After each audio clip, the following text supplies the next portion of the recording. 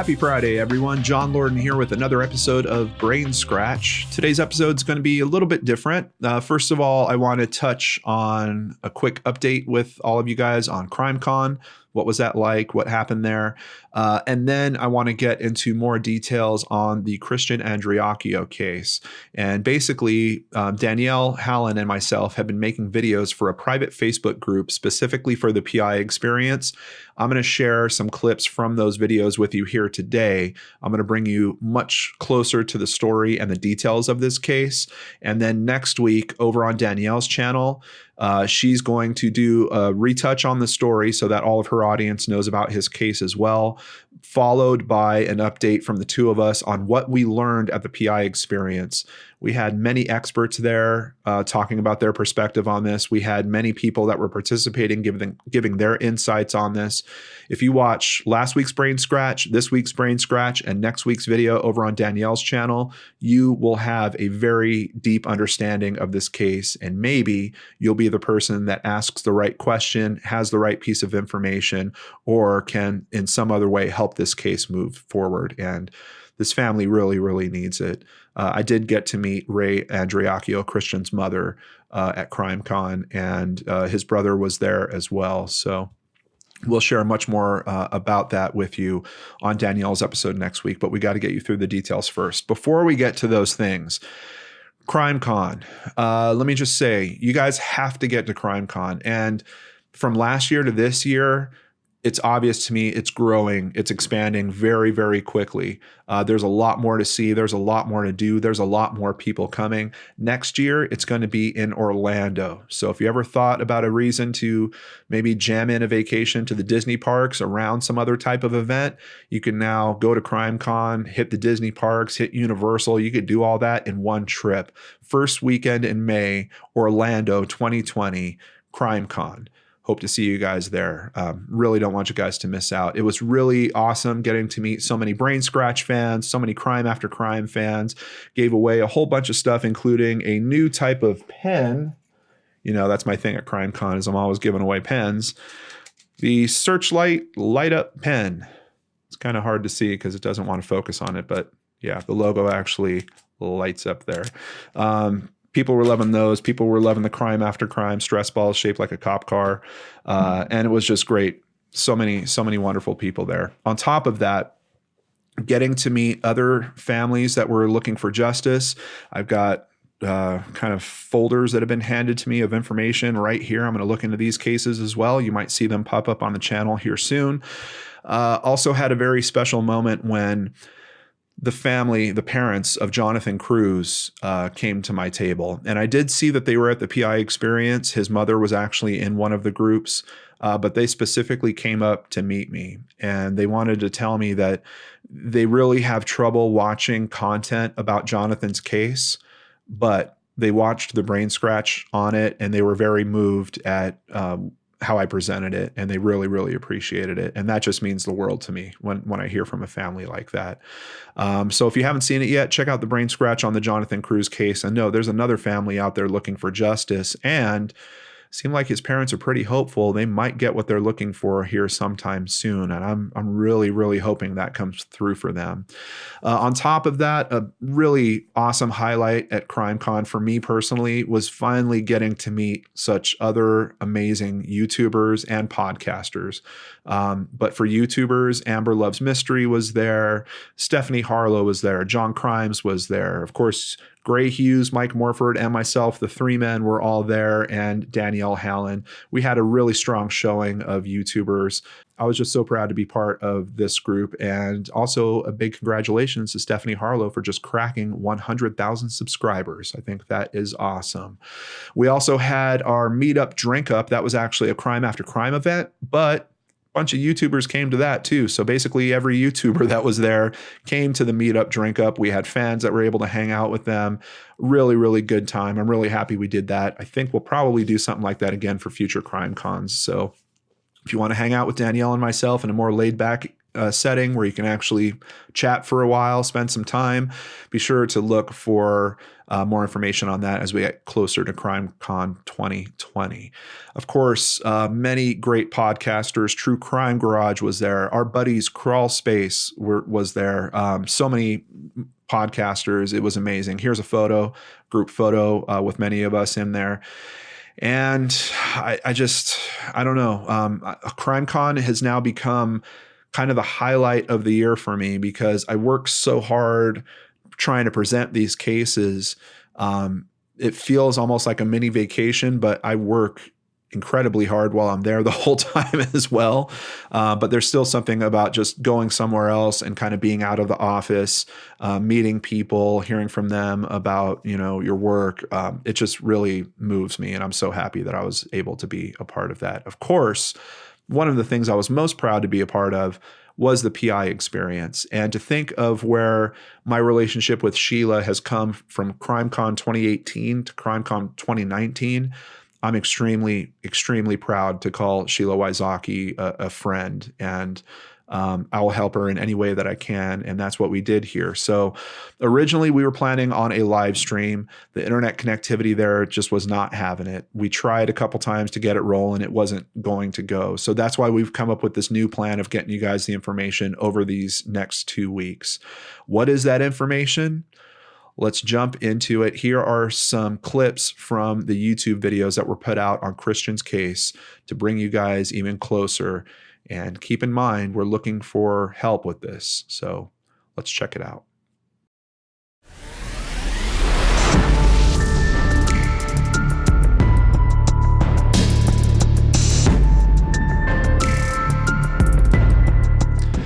In the police report, Dylan states that while Christian and Whitley were arguing, Christian pulled out a gun, put it to his head, and said, "Why don't you love me?" But in her police report, Whitley is asked if Christian ever talked about hurting himself. And her reply is, quote, "I don't think so." That's another tough one.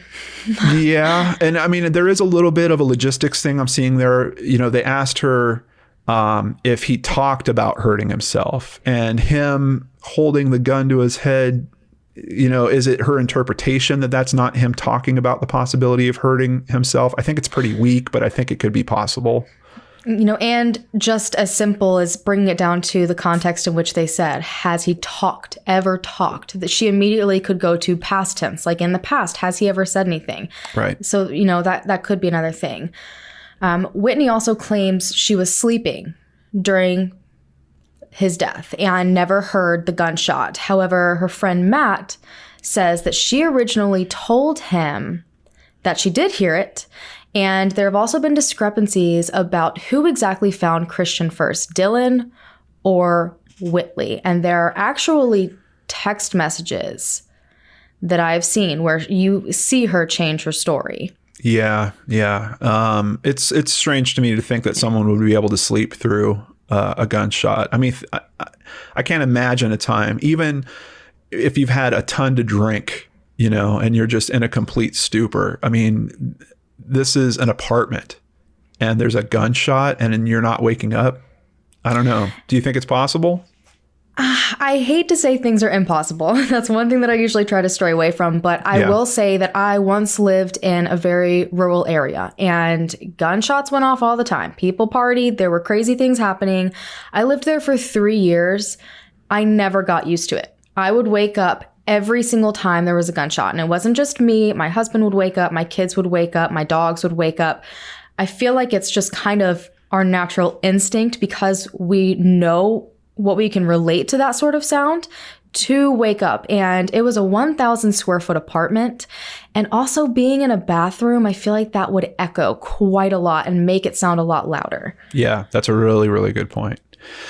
Christian's family says the scene was not processed completely. Investigation lasted approximately 45 minutes. They went there after and they found a bloody shirt hidden behind the toilet. They also found a knife with blood on it. They handed that stuff over to police, and now the family claims the whereabouts of those items is just completely unknown. I do not understand how it was processed in 45 minutes. I've seen that the chief has shown up and he actually told them to shut it all down, that it was a suicide. It was, immediately dismissed. But the bloody shirt not being found and then the knife, did they just ignore it, completely disregard it and move on? Or did they never even check the whole entire bathroom? I'm not aware of where the knife exactly was. Yeah, he wasn't clear about that. No, he wasn't clear. But I get the feeling that it might have not been in the bathroom because it wasn't specifically stated. The shirt being found, a bloody shirt behind the toilet. I mean, that close to the actual scene.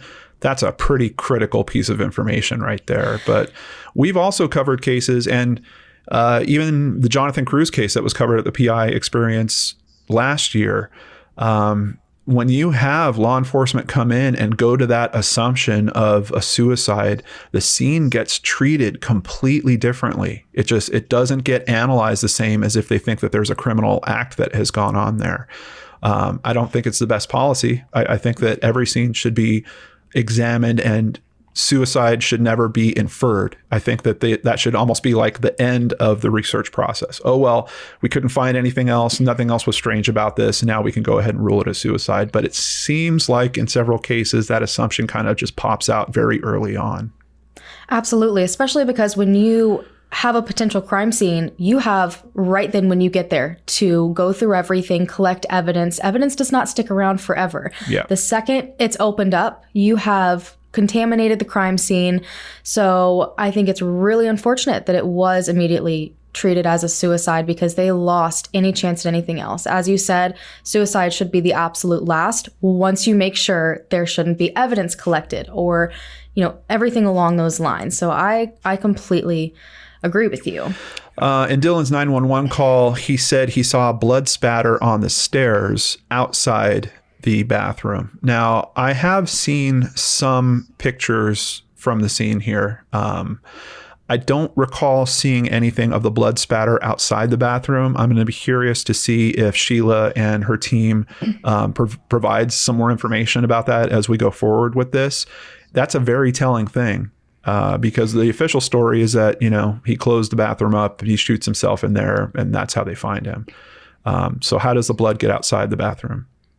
And I hope we even have an answer on that since authorities didn't process it likely the way that they should have. So right. I wonder if there even is an answer to if it was there or not. Yeah. I do believe that... I don't know how much of this, I don't know if I can go into all of this, but I do believe that there has been some investigators revisiting the location and there's been some further stuff happening. So I'm pretty confident we're going to hear more analysis from the scene, including a very interesting new tool that is being used for crime scene analysis called a Faro machine. And you will learn much more about that at the actual PI experience.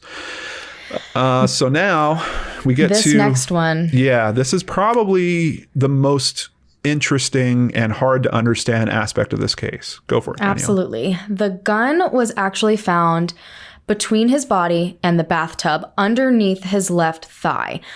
This in itself, kind of strange, except when you add to it that his wound, the entrance wound of the bullet was on his right temple and the fact that he was right-handed, this doesn't add up at all. Yeah. This is the hardest thing to understand about this. If you can kind of imagine, I'm going to try to draw it for people that are just listening to this. You walk into the bathroom. If you're standing at the bathroom door, you look straight ahead and you have the tub. To your immediate right, just right next to the bathroom door is the sink. And past that is the toilet. And then there's the tub. So he is bent over, almost like in a prayer position. And his upper torso is in the actual tub. So that's the layout that we're talking about here. With the gun being on his left side and the wound being on his right, there is no way that he could have done that. I mean, as soon as that shot went through his brain, he's not going to have any motor skills. He's not going to be able to change a gun's position like that. No. Not to mention the recoil from the weapon is more than likely going to push that weapon further to the right, nowhere near the left. And even if he is kind of pulled back and his body's falling forward, there is just maybe milliseconds that are going on in there where an item could have gotten down between his body and the bathtub. But for some reason, that gun is found wedged between his left thigh and the outer shell of the bathtub. And that's not the only strange thing about the gun. The bullet itself has what appears to be material on it from striking a wall.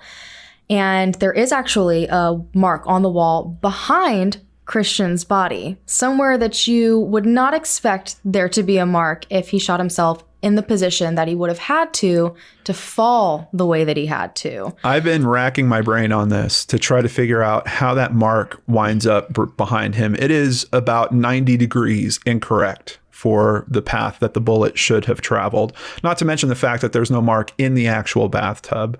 And just think of the mentality of someone that is going to do this to themselves. Are they going to be worried about what mess they're leaving behind to the point of, well, I better be sure to do this in the bathtub? The whole mentality of it does not fit. I haven't quite heard of something like this. I've heard of people ending their own life and not wanting to be found and going off into the woods or, a water source. I mean, I've heard of terrible outcomes around stories of true suicide. But they're worried about a cleanup job for someone. I have never heard that consideration before. Yeah, everything about this fact is very, very wild to me. It's one of the same things that's had my mind going since I first started looking into this case. Because, I mean, again, think about his position falling down over the bathtub. When he shot himself, he instantly would have fallen, instantly became unconscious, slouched right down onto the bathtub. He didn't have time to turn. No. He hadn't been facing another direction and then just, did a full turn and landed over. None of it makes any bit of sense. And there were absolutely no marks on the inside of the bathtub showing that a bullet had ever hit. And that is what you would have expected to see based on his positioning. And it just wasn't there. Yeah. On top of that, we have another problem with the gun. The gun is a .45 Kimber semi-automatic 1911. When it's fired, it automatically reloads and the hammer automatically goes back. It's part of the reloading action. The gun was found with the hammer forward, or what is also known as decocked. So there was something about the weapon being handled, that it had to have been handled because its natural position after being fired should have been that the hammer was pulled back again. Yeah, that's another one that really, really gets to me. Someone physically would have had to do that. I mean, maybe, though, is it a possibility the way he fell on it? Let's say if we went with that story, it could have happened. But again, I don't know what kind of force that would take. And if it did, it would probably fire off the next round. Yeah, that's the next thing I was going to say. It would have to be let down essentially in some way. So yeah, that is a really, really strange consideration. Even if you can wrap your head around, I've thought of the possibility of the gunshot trajectory. If he had his head turned 90 degrees to the left for some reason, which makes no sense. He's bending over a bathtub, but let's say he turns his head 90 degrees to the left, you might be able to get a line of trajectory going to make the mark on the wall behind him.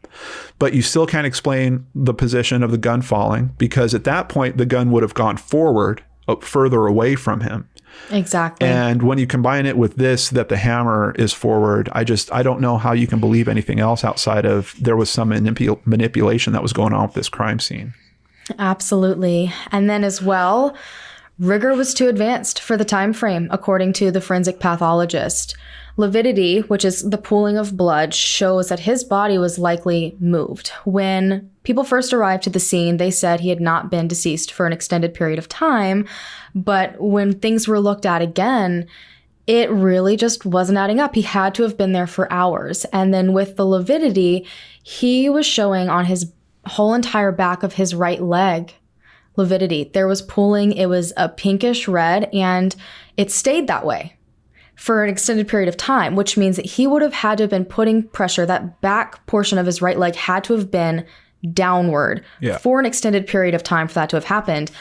But again, he was kneeling over this bathtub it would have gone the opposite direction. If anything, it would have been, on his knees or maybe his shins. You can't explain it. That doesn't happen unless it has been down for an extended period of time. And that does not match up with the way his body was found at all. Yeah. And Dr. Arden, the pathologist himself, declared it a staged scene. He signed papers and everything. He strongly believes it was a homicide and everything was staged. On top of that, we have the coroner not categorizing it as a suicide, but marking it as undetermined. So the medical experts are looking at this saying, hey, there's a problem with this story. So now we are going to be getting into some very interesting information, a lot of background information. So Sheila has released new details on Whitley and Dylan, and this information is based on witness testimony. So I'm quickly going to get into Whitley. Whitley grew up in a chaotic home as reported by people who knew the family. She was diagnosed with bipolar disorder. Whitley was very outgoing. She tended to portray herself as a victim of her mother's poor parenting. How much of this is accurate? We're really not very sure. And how much is Whitley's manipulation on situations? That's also very unclear. So a couple of interesting points there. Of course, anyone that's suffering with bipolar disorder, it can be a really tough thing to handle. And we've looked into cases, I think both of us, where there's been someone that has suffered from bipolar disorder, and it can cause some very drastic swings in the person's personality. Sometimes the medication, if they are taking medication for it, can also have some nasty side effects as well. It's a pretty heavy thing to take on. So that's a very important consideration. Also, throughout the witness statements that I've looked at so far, some of the circle of friends are pretty forward about the fact that they think that Whitley isn't exactly trustworthy. That was probably the first thing that stuck out to me when I started going through information, is that the people that you would most likely expect to have her back and say the greatest things about her were very honest in saying that that's just not how it was. Yeah. And they're talking to officers and most of this information that we're reviewing. So, all right, some information on Dylan. Dylan graduated from Northeast High School. He was involved in a motor vehicle accident around the 10th grade, which traumatized him. His friend was killed in the car accident. He was known for being quiet and anxious. Christian knew Dylan, but they did not socialize with the same peer group. Dylan was involved in a relationship with a girl that ended badly for him. It took him a long period of time to get over this girl, and it was around this time that Christian and Avery broke up for the last time, and this triggered the friendship between Christian and Dylan due to both of them basically being newly single and on the rebound. Dylan appears to have been a supportive friend to Christian for the first few months of the friendship. So what do you think, Danielle? We've got another... It's another person that seems to be struggling a lot. And as you were saying before, medication can affect things, but also, especially with things like bipolar disorder, PTSD symptoms, your surroundings can play a huge part in how you're mentally reacting to situations. And based on some of the information so far that I've seen, a lot of alcohol potentially involved in their lifestyle, a lot of late nights, possible partying, potential drugs for some of them. Yeah. Questionable situations happening. We're going to be looking at some photos of the living conditions, and keep that in mind as we're moving forward. But I also did want to touch on this relationship. I went through a divorce pretty early in life and had a lot of kind of brotherly relationships that popped up when I was in that spot. It's a weird situation because all your old friends will sometimes pick sides or kind of group together, maybe with the person that you've broken up with. And, your social life changes. All of a sudden, I'm going out a lot more. I'm hanging out in bars and I'm meeting all kinds of different people, and you can develop new relationships fairly quickly. So it kind of sounds like that's what happened here with Christian and Dylan. I've had some of those relationships completely fizzle out. Basically one of us got in another relationship and then that was it. But I've also had some really good relationships. One of my best friends in the world I met during that period. So, pretty interesting to hear kind of the makeup and the start of their relationship. So now there was a timeline that was also put out that Sheila has put together. We are going to go over the events of that timeline. January 2014. Whitley wants Christian to get a life insurance policy and her name as the beneficiary. Christian talks to Cheryl Stanley, who advises against it. And then in early February 2014, Christian talks to his father about a life insurance policy, and he also advises against it. So Christian never gets the policy. Now, sounds like Christian has some good people in his life. Let me just put that out. But there was another policy, I believe, that was issued from his work. So I don't know what the status of that policy is or who might be on that. But let's go ahead and continue. February 25th, 2014, Christian received several calls from his friend, Dylan. We were told that Dylan had called Christian several times on the boat, telling him that Whitley was riding around in his car, said Christian's mother, Ray. She said that they kept calling and texting and wouldn't leave him alone. And so, of course, he being 21, thinking he could take on the world, he said he was going to come home, kick her out, and get his car back, said Christian's mother. Unbeknownst to his parents, on the night of February 25th, 2014, Christian received permission from his captain to leave the boat. His family says Dylan picked him up outside New Orleans. Whitley claims that she fired a gun, went out with friend Matt Miller and his cousin Jet Miller. Matt states Whitley never fired the gun because she was too scared. States that she sat in his lap and he covered her ears. The cousin Jet does say that Whitley fired the gun, but according to Matt, he also stated that Jet probably didn't really remember. I think he was just drunk. He didn't remember, something like that. I don't know, said Matt Miller. I've talked to him and he's like, man, I don't even really remember.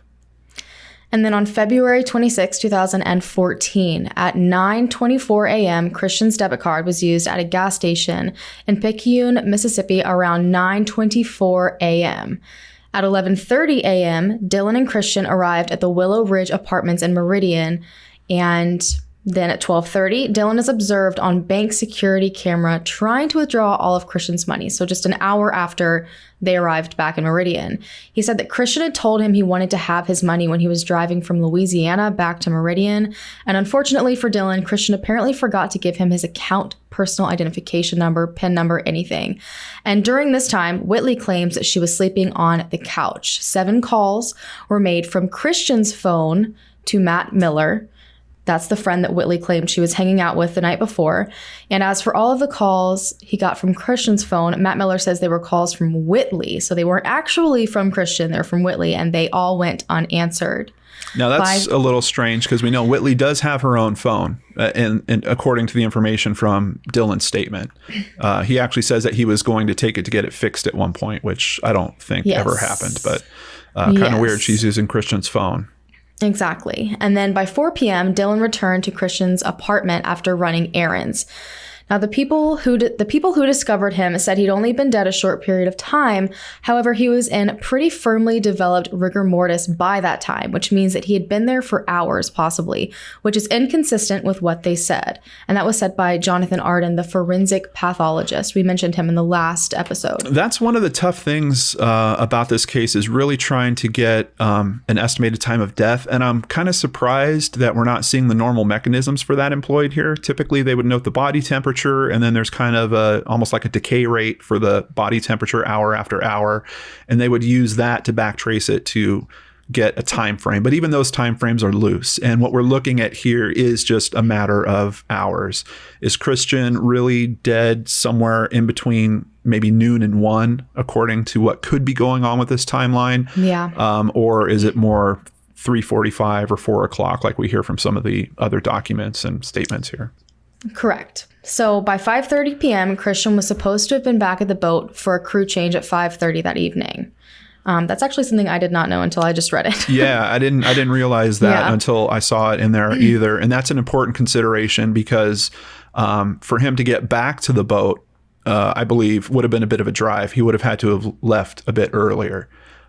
So what's going on with this timeline here? I mean, we're hearing from Dylan that they're hanging out and they're watching movies, and Christian wants him to go get food, and Christian wants him to empty his bank account and all this other stuff.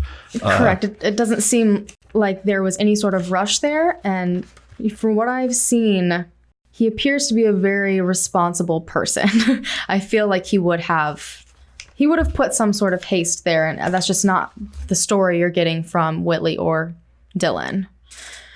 But then Dylan spoke to Christian's grandfather on Whitley's behalf, asking whether the policy had paid off yet because Whitley's grandmother needed a car. He went and asked, said that Whitley's mother, her grandmother, had sent him over to find out when the life insurance policy was going to pay out because she needed a car because, she didn't have Christians anymore.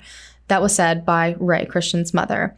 After Meridian Police Chief Lee was fired for creating a hostile work environment in the department, Acting Police Chief Buck Roberts handed the case over to the Mississippi Bureau of Investigations, which the Andreacchio family says submitted an investigative report to District Attorney Bilbo Mitchell at the end of 2014. Despite a court order in September of 2015 requiring MBI to turn over the report to the family, the report has still not been released. Warren Strain, a spokesman for the Department of Public Safety, which oversees MBI, says the agency only reviewed the file. Strain declined to answer further questions about the MBI's involvement. Now, keep in mind, this is going on. They submit the investigative report to the DA's office at the end of 2014, right? Yeah. March 2017, District Attorney Bilbo Mitchell recuses himself and his office from the case because he knows the Andreacchio family and used to coach Christian's soccer team. Now, not only that, Christian was friends with Bilbo Mitchell's son, David Hayes Mitchell, like childhood friends. So I don't know how this went on for so long before he decides to recuse himself. I don't know what prompts it. That's 3 entire years. Yeah, it doesn't make a whole lot of sense to me that he would make that decision that much time after. And then, interestingly, May 11th, 2017, so just a few months after Bilbo Mitchell recuses himself, David Hayes Mitchell, his son, dies from potential overdose? Possibly an overdose. And there is a little more information. David Hayes Mitchell did wind up, I believe, working on the same boat that Christian worked on, but not until after Christian had died. It was several months after that.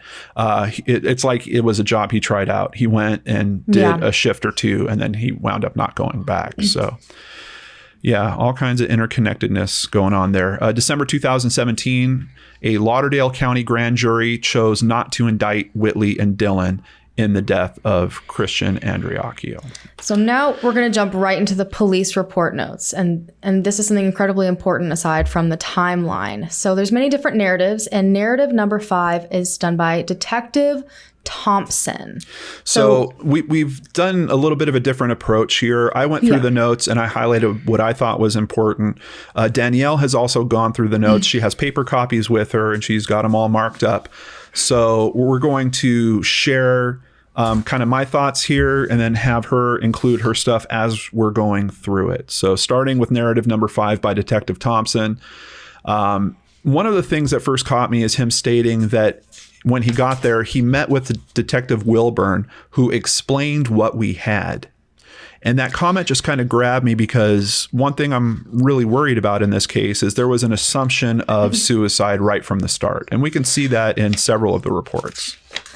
I completely agree because, from what it appears, it sounds like, and I haven't seen the 911 transcripts or anything, it sounds like possibly Dylan called with his assumptions, and immediately, even the first officer to respond to the scene, the report says response to a possible suicide. So it seems like that idea was immediately, in their head. Yeah. Now, on top of that, Detective Thompson also notes that he notices the gun. He describes it as the gun under the body, but we know that the gun is essentially wedged between Christian and the bathtub. And we're actually going to see a photo of that a little bit later. And then he also talks about a silver magazine that was located in the downstairs bedroom. We're going to see a picture of that as well. What do you think of the silver magazine? Looks like you have some thoughts on that. I don't know what to think. This is something that I've actually been going through a lot because I'm not someone who's super informed on guns. I try to ask my husband. He's grown up with them. But I don't know. I find it odd that there's a magazine loaded downstairs. I would like to know more about the state of the gun they actually found. I would, like to know if that magazine was full, like fully loaded. I've just got a lot of questions. Yeah. Well, according to some of the reports that I've seen on this, the reports are very clear that there was only one shot fired. And we're going to get into a little more of that information. So I would assume that means that they did check the clip that was in the gun and they noticed that only one round was missing from the clip. So let's go ahead and continue. Moving on to narrative number 4 by Detective Wilburn. This is a statement of Dylan Swearingen. He said that he left. Oh, so he's talking about Christian, and he says that Christian left without permission and that the security and the sheriff were alerted.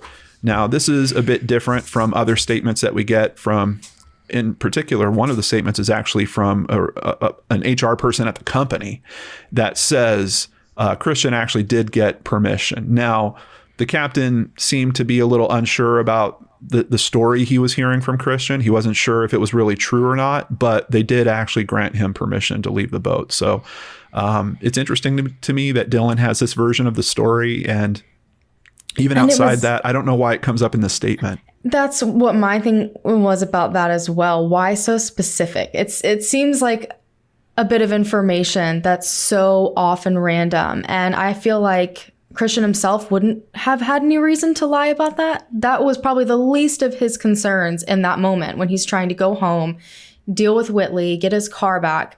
It just seems like this added fluff, in my personal opinion. Or almost like it's supposed to color people's perceptions of Christian. Yeah. Dylan says Christian was aware that Whitley was seeing someone else and that person was Matt Miller. Dylan also states that the BMW was bought for Whitley. He literally says that in his statement. And that's something I'm really struggling with in all this. What do you think?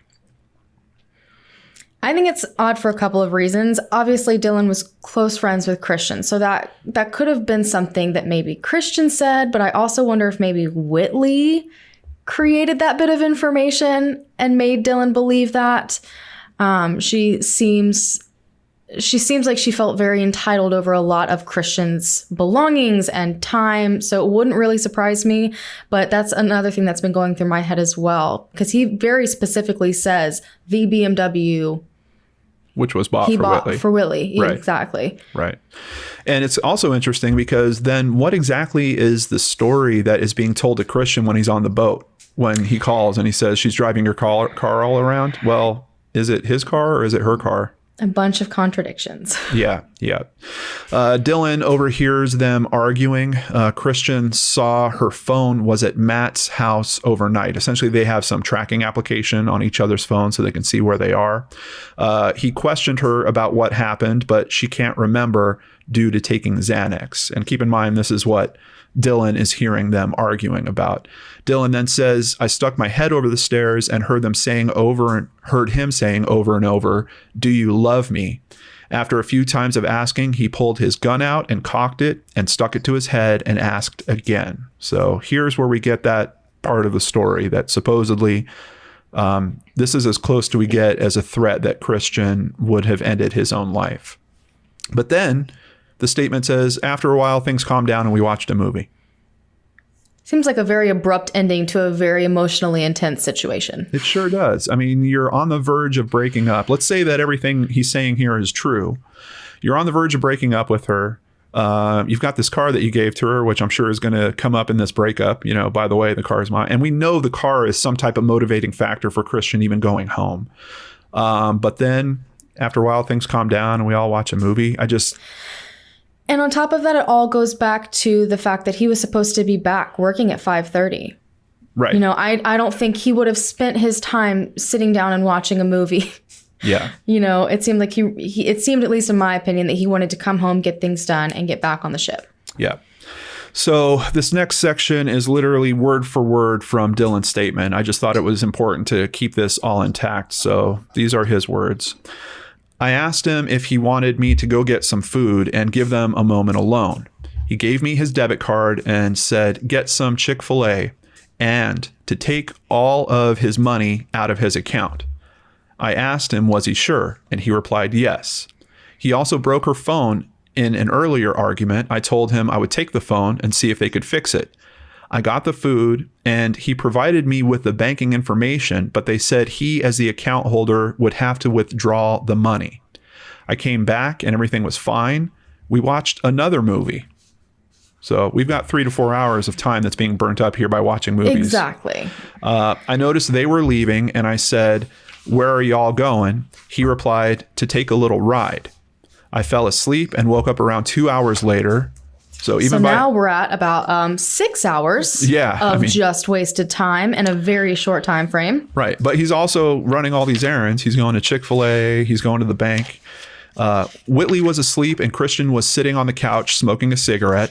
He acted normal. And I said, "I'm about to go to Best Buy and look at some speakers. Do you need anything while I'm out?" He replied, "No." So we've got another errand that is now being put into effect here.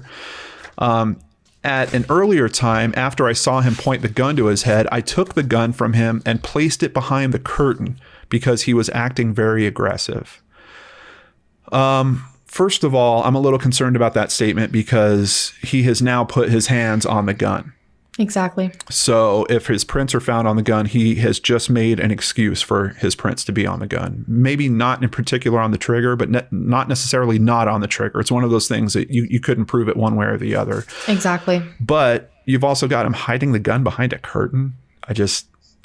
What the heck is going on with this story? I mean, if you're really worried about a friend harming themselves, I've been in situations like this. You remove them from the situation, you remove the items from the situation. I mean, it'd be one thing if he said, "I was worried Christian was going to get upset again and hurt himself or something, even maybe possibly worse, hurt other people. So I took the gun with me when I went to Best Buy or when I went to Chick-fil-A." But no, I hid it behind a curtain. I don't get it. As I left, I told him I hid it due to his actions, and I gave it back and told him, "Unload it and please don't touch it." As I left, I made it to Best Buy and was talking to the car audio technician. So he comes back. As I walked in, I noticed he wasn't on the couch, and I walked around the apartment calling him and got no answer. I walked up the stairs and noticed the bathroom light was on, so I figured he was taking a shower. I knocked and said, "Are you all right?" Still no answer. So I walked downstairs and walked into a room that Whitley was sleeping in. I told her he didn't answer me and that we need to check on him. She went back to sleep, and I walked back upstairs and knocked once more. I asked aloud again, "Christian, are you okay?" He didn't reply, so I opened the door and I saw Christian laying face down across the tub with blood in it. I yelled, "Whitley, Christian is dead. We have to call 911." And she screamed and ran upstairs and began holding him. I then called 911 and directed them to the apartment, and the police arrived and then took control of the scene and asked us to sit in the living room. So that's the end of the statement, but I just wanted to get word for word his account of discovering Christian and what was going on around that. So first of all, the time frames, I'm blown out by the time frames. Something's wrong. Absolutely. And then, if you go to the beginning, sorry, I'm trying to pull up all my papers everywhere. Yeah.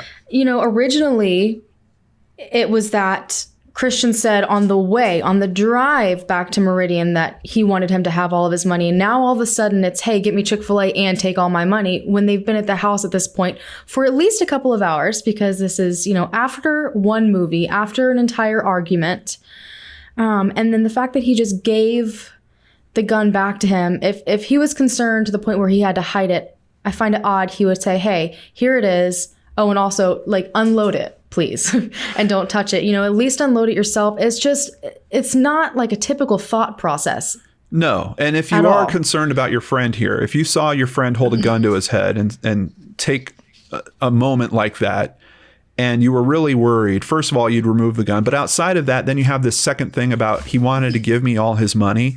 That's another huge warning indicator for someone wanting to end their life. Exactly. So you've had two giant indications that something is really wrong with Christian here. You're not calling police to maybe come talk to him or his family to try to come and intervene here, or at a minimum taking that gun out of play, just completely removing it from the situation. Why wouldn't you just go lock it in your truck or your car and just leave it there for the day? Watch all the movies you want. Just have it out of the situation. Exactly. And then, Whitley went from sleeping on the couch to all of a sudden she's now asleep in a room. Yeah. Yeah. That's interesting too. I think in one of the other statements I heard that her and Christian, actually we're going to get into her statement right now, but I believe that it's that her and Christian were sleeping in their bed together. But all right, let's move on to, did you have anything else on that one? Nope. Nope. I'm just trying to keep up with you and keep up with my notes and all my highlighting and sticky notes. All right. Narrative number 2 by Detective Thompson. This is a statement by Whitley. So interestingly, pretty early on in the statement, she mentions that she was considering breaking up with him because of what was going on around all this. And it seemed like she thought that he was jealous. You know, she was hanging out with his friend, Matt Miller, and now he's coming back. And we know that there was some type of cell phone tracing where he saw that she was staying at Matt Miller's. I think Matt's information even supports that she actually did stay with him. So, you know, he's freaking out. She's basically considering breaking up with him. She said that he quit his job and that he was upset because he was saying that he couldn't make her or his mom happy.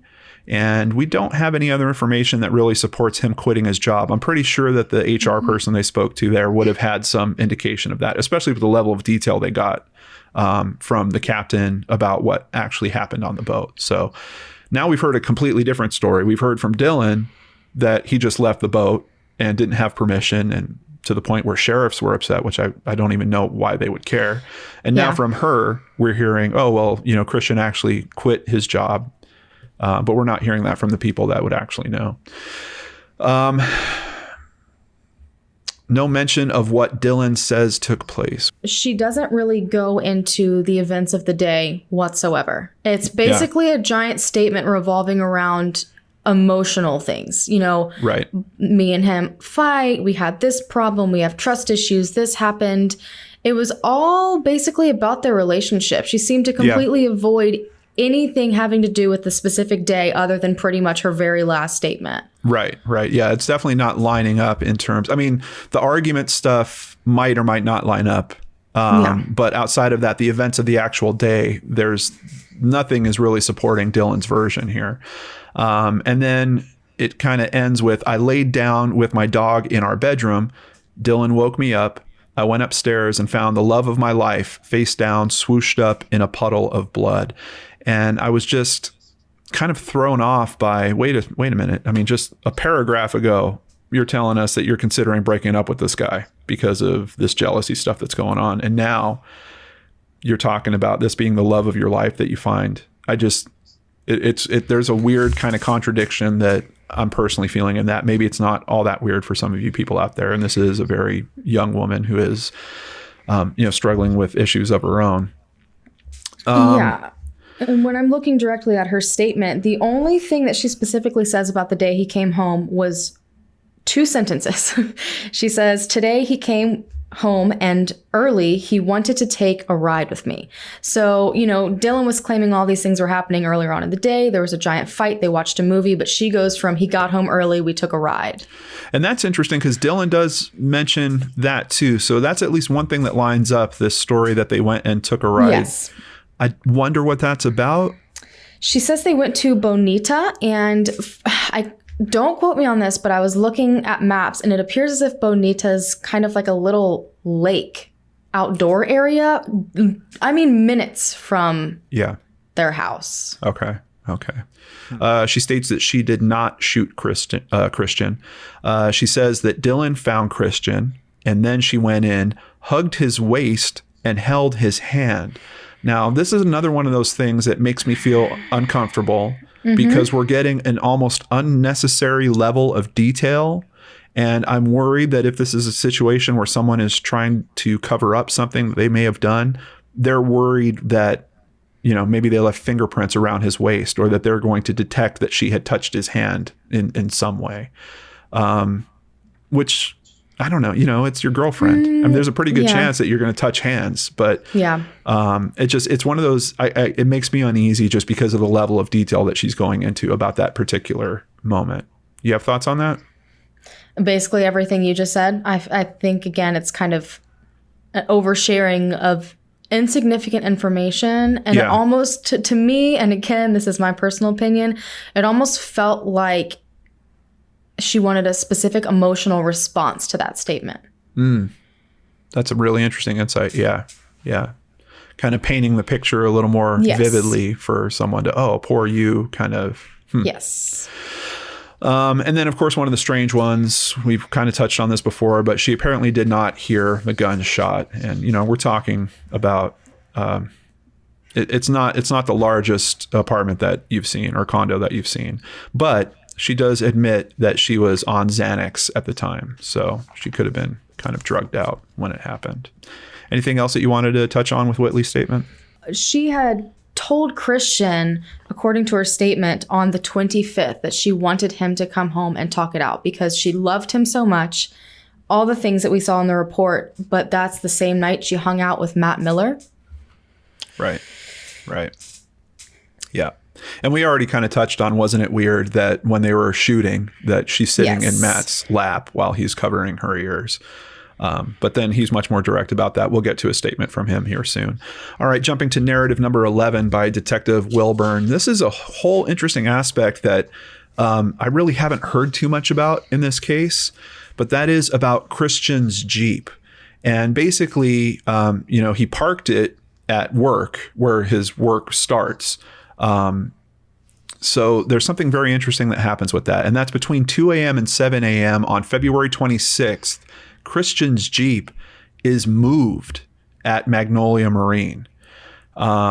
It's weird because I believe it is a gated parking area, and it sucks because they have security cameras, but they're dummy security cameras, or they were inoperable because they were having hard drive problems and they decided to just not use them anymore. So they don't have footage of what happened, but it does seem like his vehicle was moved. Now, is that weird in itself? Maybe, but what's the big deal about it? There was a lockbox that Christian actually kept in that Jeep, and in that lockbox supposedly was about $7,000 in cash and a gun. Jumping to narrative number 24 by Detective Wilburn. This is the statement from Matthew Miller. So he did support the information that he's given. He gave it on the Crime Watch Daily episode also. Whitley is terrified of guns. And when they were out shooting, she wouldn't even shoot at the cans that they were using as targets. He says that they stayed out late and she wound up staying at his house and they had sex. So he's being pretty clear about what happened that night. And that is supporting what we're hearing in terms of Christian possibly detecting that she was there because of her phone.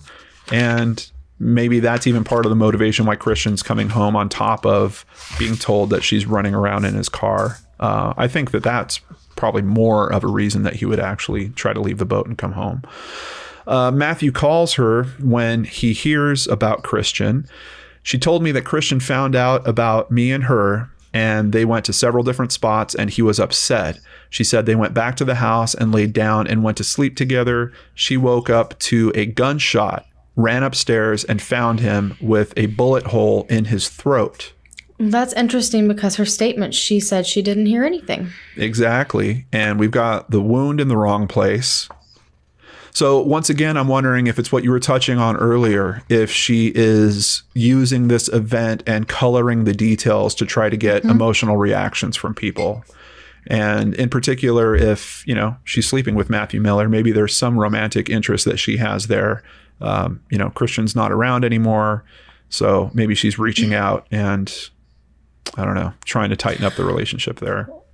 Which is very possible because he had stated the whole way they started speaking was through Snapchat a few days prior. Well, just a few days prior is when Christian left for his bit on a boat. So I find it interesting that it seems to line up there where as soon as Christian left, she's all of a sudden reaching out to people on Snapchat. And Well, even in her statement, she kind of alludes to the fact that part of their relationship problems were that when Christian would go away, that it seemed like not just that he had problems trusting her, it's worded in a way where it sounds like she has problems when he's gone, basically. Exactly. So, I do think it's interesting that it seems to once again support the narrative that her and Christian drove somewhere.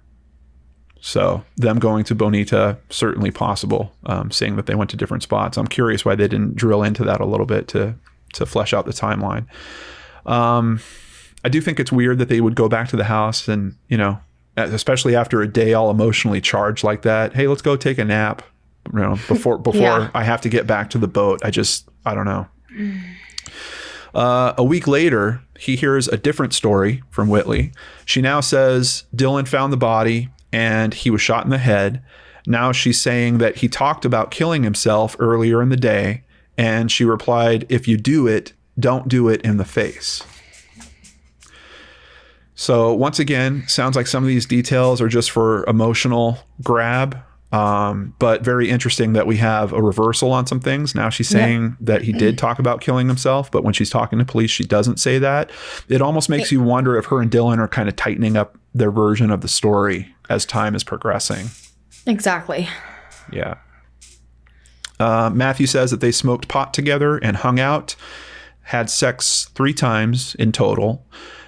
Whitley was trying to get a hold of Matthew on the day of the death. She wanted him to come get her because they were fighting, but he was at work. When asked what type of person Whitley is, he says she's a compulsive liar, cheater, and is sneaky. Well, sneaky and cheater, he would know firsthand. Yes. Compulsive liar is interesting, and he's not the only person to basically say that. There's other comments from other people also. When asked if he thinks Dylan or Whitley killed Christian, he says yes, then later states he doesn't think Dylan had anything to do with it.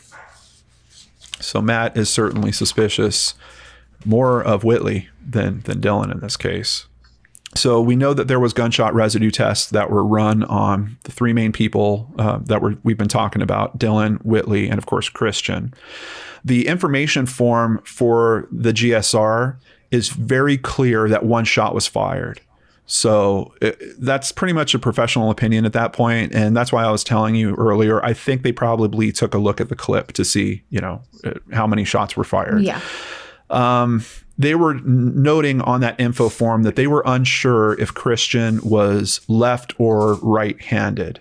Now, something I've learned about recently, which I really didn't know about before, but there are guns that are for right-handed people and guns that are for left-handed people, because the way that the cartridge ejects would eject on the wrong side. Like if you're... I had no idea. Yeah. Essentially, you can buy just like the slide, like the top part that has the ejection hole, and you can change that on a gun so you can make it left-handed. From the pictures that I've seen, I believe that it is a right-handed gun because I'm not seeing the ejection mechanism on the left side of the gun. Dylan is left-handed, according to his GSR info form. Whitley is right and left-handed, according to her GSR info form. Now, the really interesting result we get here is Christian's test results say that gunshot residue is found on his right palm and on the back of his left hand. Now, interesting. Yeah. And so I shot an email to Sheila and I just wanted to clear it up. Do we know if Christian was right-handed? She replied, yes, Christian was right-handed. So it's very odd that gunshot residue would be on his right palm if his hand is closed around the gun, and we know it's going through the right side and coming out the left. So we've got a problem there. As a matter of fact, Sheila at one point when she was telling me about it described it as it seems like a defensive, like, you know, his hand might have gone up when the shot was... That was my first thought when I heard that. Yeah. The pathological report states that the bullet did travel from the right side of his head to his left with no significant deviation upward or downward. There's been some talk about this coffee table that I've noticed. People are wondering about the bottles of beer. It just seems to be a lot of unopened bottles all sitting on the coffee table. I'm not sure why, they wouldn't be in the fridge. Some people have noted the Chick-fil-A. We know the Chick-fil-A trip is certainly part of the story. There's only 1 cup that's here. There's a bag there. So some people were assuming, hey, you know, it looks like whoever went to Chick-fil-A, it might have only been enough for 1 person. We can see there's kind of cigarette ashes just on the table. Interesting that there's a credit. It looks like maybe a Visa ATM card here. I'm wondering if that's Christian's. Possibly Christian's. Yeah. Set of car keys, some change. Yeah. A little baggie on the floor. Oh, that's really interesting. Yeah. It doesn't look like there's anything in it. Maybe It's something, hard to tell. Yeah. Yeah. And I do think, well, at least Matt Miller was pretty clear about the fact that he smoked marijuana, I believe, with Whitley. Yes. So, but you can get a sense of, this isn't probably the cleanest apartment you've ever been in. So here's a shot from the other side, remote control. We can see it's interesting. First of all, just having a knife like this just sitting out on a table, but it looks like it's also been used to snuff out the cigarettes, that they're just ashing right on the table. And then when they're done, they're using the tip of the knife to put out their cigarette. That's an odd way of doing things, but... Yeah, I don't know why you just don't have an ashtray, but that's just me. We've also got a ring that's on the table over here, a candle. Really hard to estimate what's going on in the Chick-fil-A bag. I really don't know if there's enough meal in there for one person, 3 people, 5 people, who knows. So there's an office that is in there. I don't know if this is actually in the same room. I'm not sure about the layout of where this desk is, but here we can see the ashtrays over here. A bottle of Jaeger. I don't know. That's why it's important that we get all these other eyes on this stuff, because you guys might be seeing something here that we're just missing. But once again, a bunch of change. I'm not seeing anything super compelling there. This might be a registration, like a car registration. That's what I was thinking when I first saw it. Yeah. Yeah. Okay. And then we get a shot from the other side, or a little bit of a close-up on what's on the table. Another bag. Interesting. Another bag. These look like they might be some temporary tattoos. More Jaeger. More. Well, I think it's the same bottle. Oh, wait. Oh, is it? Yeah. Yeah. I think it's... yeah, because you got the can, the cup, and the bottle. All right. Okay. It's just a different view. Can, cup, bottle. Yeah, and I'm curious about this. I think it's a receipt. I think other people have talked about that in the Facebook group. It kind of looks like it has perforated edges, like edges that have been torn on the top and the bottom. Maybe it's the Chick-fil-A receipt. Maybe it's something else. I don't know. Looks like a movie ticket, but that's really random. 2 shot glasses. Yeah. Yep. 2 shot glasses, packet of Tylenol, like a little individual serving you would get like in a travel size or something. Let's go ahead. Yeah, this is the trash can right next to the desk. And we can see just Marlboro boxes all over the place. Now, this is something that's kind of interesting that people have pointed out. There is a Mr. Clean iron handle brush tag that is here. And I did a little searching myself to try to figure out what that came from. Found an exact match for the tag. And it is this type of brush. But Danielle, you made a really interesting point on the Facebook group. We've seen enough photos of the inside of this place. What was your comment about that brush? I think it's very interesting. Someone went out of their way to go buy a brush like that. And my whole entire adult life, I've maybe bought one, especially for people who don't seem to keep a very clean home. I think that's a really good point. Is that brush a regular item around this house? I don't know. It's also curious that the tag is out here. That would lead me to believe that it was something that was bought more recently, and they pull the tag off, they throw it towards, or maybe even on the trash, but it just kind of falls off and winds up over here. So here we have the layout of the bathroom. The door kind of opens in here. All the measurements are on this. The sink is here. This is the toilet. And of course, this is the tub area. So he has found essentially right kind of where this big blue rectangle is, leaning over into the tub. And the bullet hole, the seeming to be a bullet hole, is actually over here somewhere. So when you start looking at the angles of everything, first of all, we know the bullet travels through his head from right to left. So that's basically an upward motion. But somehow we get a bullet hole back here.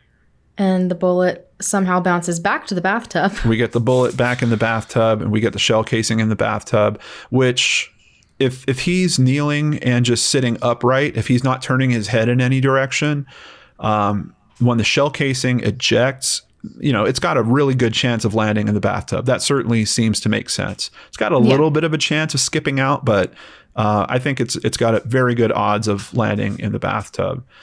The bullet hitting this, I just don't understand. The angle is just so weird. And I have a bathroom that's laid out exactly the same way. It's a mirror image of it, but it's all the exact. I do as well. Yeah, it's the exact same layout. I've kind of twisted my head every which way. There's a little bit of a situation where, like, if you're using your left hand and you're turning your head in this really, like, more than a 90, you can kind of get a trajectory that might line up with that. But then the gun would have kicked off in this direction. I don't know how the gun winds up when you have the bullet hit back there. But so I believe this is a shot of the sink drain. And I think they took this because they noticed all this debris that was in the sink drain. And I believe that this could be part of the wall. Oh boy. From the bullet hole. Okay. And here it is. So, looks like a bullet hole to me. I've seen a few bullet holes in walls. What do you think? Possibly. I mean, I don't know. I think it's possible. It looks about the right size. What's interesting to me is if it is, I think the bullet was stuck in there and someone would have pulled it out because these are folded. That's what I was going to notice. Everything's folding outwards. Yeah, it's all going the wrong way, which I would expect some of the material to push and maybe there'd be a little kind of bubbling around this and maybe you'd get some tears in that direction. But this one is really, really big. That's really big. It looks to me like there could have been some effort to actually pull something out of the wall here. And that's where all that force is making this come out in this direction. Mm-hmm. Yeah, that's a little weird. Here is the magazine. I believe this is the magazine that was found downstairs. Kind of an interesting place for it. A very interesting place for it. And it makes me think about when Dylan told him to unload the gun. Right. And put it away. Right. So either that did happen and Christian listened, or I don't know. Yeah. Yeah. Well, obviously he had 2 magazines. Exactly. But it's just, why is that one just sitting out? Well, and it's like it's displayed. I mean, that was going to be my next thing, is that it's almost like someone wanted to make sure it fit a storyline. Yeah. Look at everything in this place. I mean, look at the mess that this place is in around here, but all of a sudden there's a column sitting on a pedestal. Yeah. With nothing else on it. And wow. Yeah. I don't know.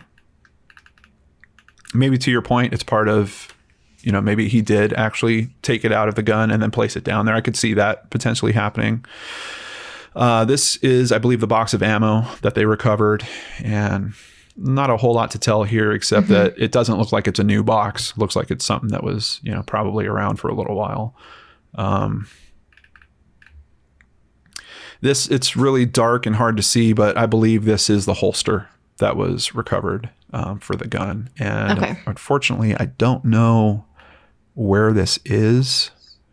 I don't know what type of item this is that it's on. I don't remember reading any description of where it was recovered from, but I do know that there was a nylon holster that was recovered. So I believe that's it.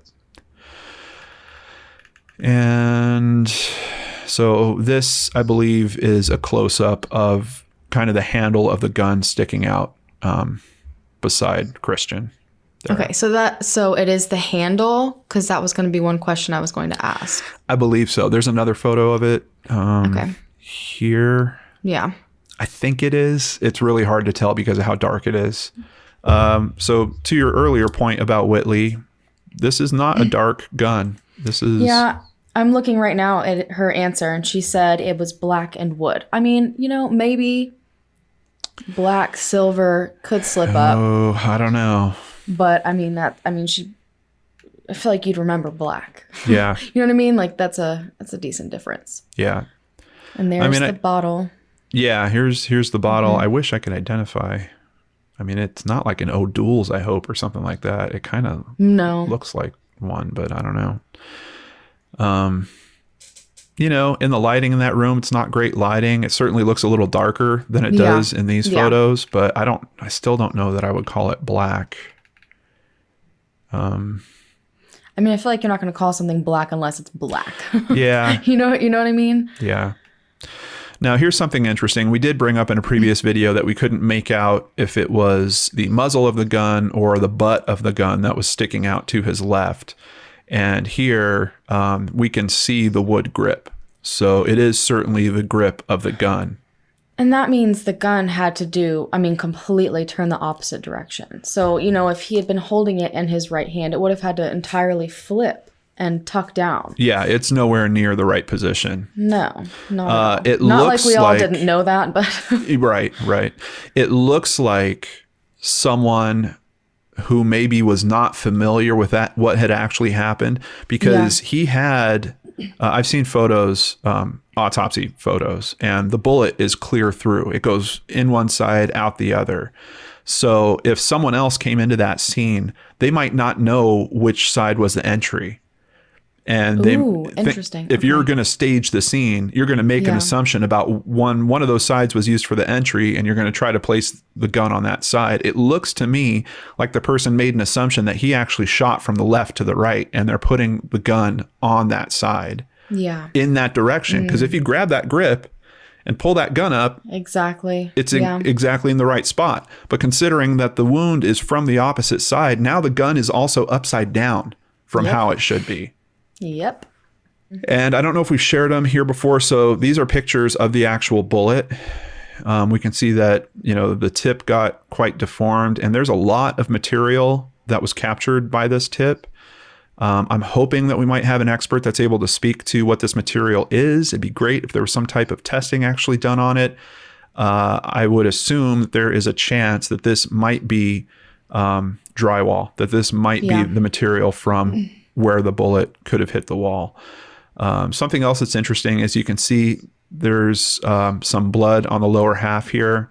And one of the things I've been wondering, especially since we've looked at some photos of the actual scene, was this bullet pulled out of the wall and then was it thrown in the bathtub? And we can kind of see that the bottom half of it seemed to have been dipped in the blood that was in the bathtub. But also an open letter written by Ray Andreacchio was sent to the group as well. And I just wanted to share a little piece of that with you guys. Actually, I'm going to let Danielle take that. Okay.